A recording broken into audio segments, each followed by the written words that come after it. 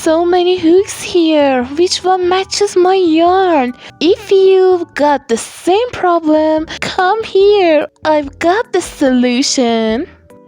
If your hook is too big or too small, your stitches will turn out messy. So choosing the right hook is super important.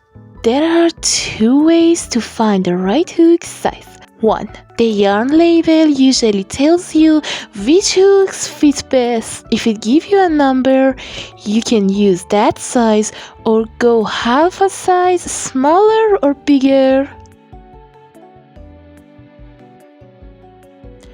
Remember, using a larger or smaller hook will change the size of your project and how loose or tight the stitches are.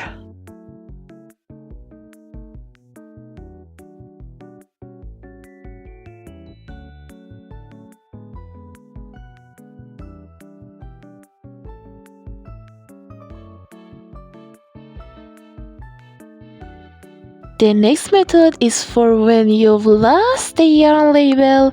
Simply separate the strands and see how many layers the yarn has. The number of layers usually matches the hook size you should use. Just keep an eye on the tightness because this trick doesn't really work with super chunky yarn. Want more step-by-step crochet tutorials? Check the beginners playlist.